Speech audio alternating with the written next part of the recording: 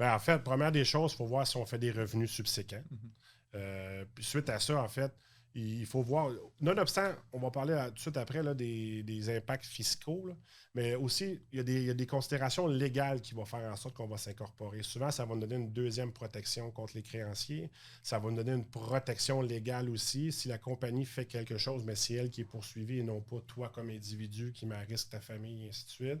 Il y a d'autres considérations autres que fiscales. Il y a beaucoup de choses, beaucoup de raisons légales pour lesquelles on va le faire. Maintenant, pour point de vue, ce qui est fiscal, ce qui est important de savoir, c'est, en fait, c'est la première règle à savoir, c'est combien que j'ai de besoin pour vivre demain matin. Est-ce que tout ce qui me reste de mes revenus d'entreprise au personnel sont dépensés déjà? S'ils sont déjà dépensés, puis il y a juste la considération sauver de l'impôt, oubliez ça tout de suite, ça ne vaut même pas la peine.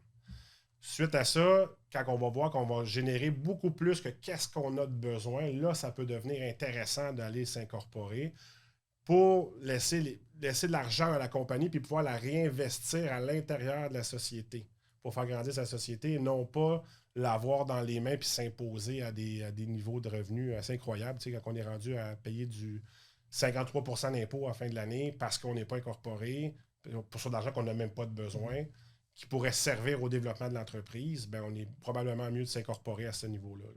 Mais ça va toujours dépendre, bien évidemment, de sa situation et de ses objectifs.